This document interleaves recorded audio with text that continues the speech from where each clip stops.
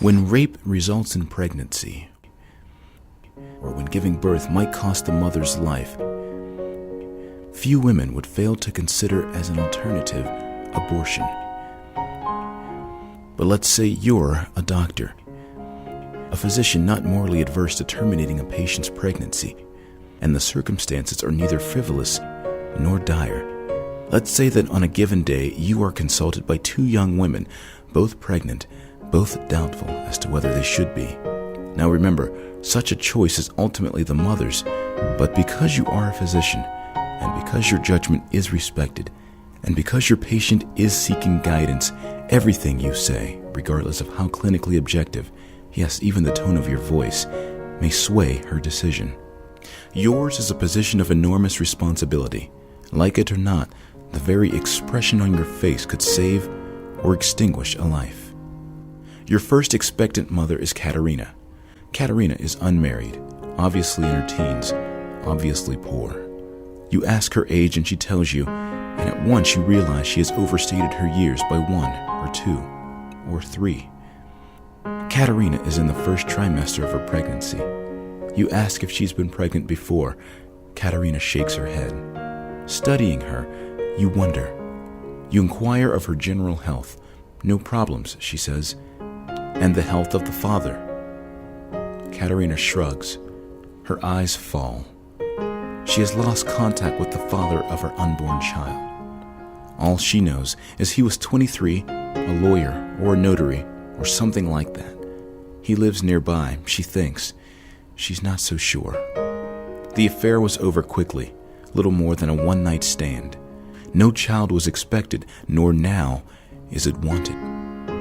What, doctor, is your advice? Later that same day, you are consulted by a second expectant mother. Her name is Clara. Clara is 28, married 3 years, the wife of a government worker. She has the look of a woman accustomed to anguish. Concerned for the ultimate health of her unborn, Clara explains that for each year of her marriage, she's had a child, and each has died. The first within 31 months, the second within 16 months, the third within several days. Disease, you ask? Clara nods. She suspects that any future child would be equally susceptible. For you see, her husband is also her second cousin.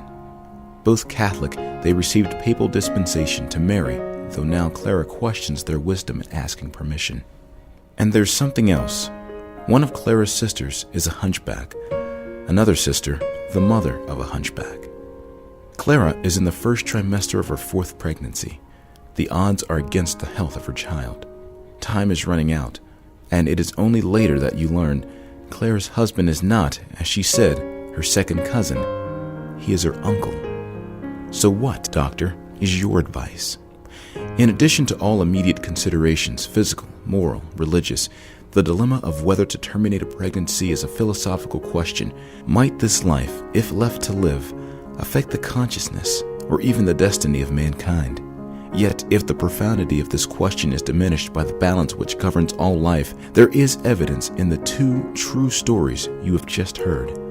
The unwed mother with unwanted child, the married mother with the graves of 3 infants behind her. For if you, as the hypothetical physician, have opted in both cases for abortion, then you have respectfully denied the world the multifaceted genius of Leonardo da Vinci and spared humanity the terror of Adolf Hitler.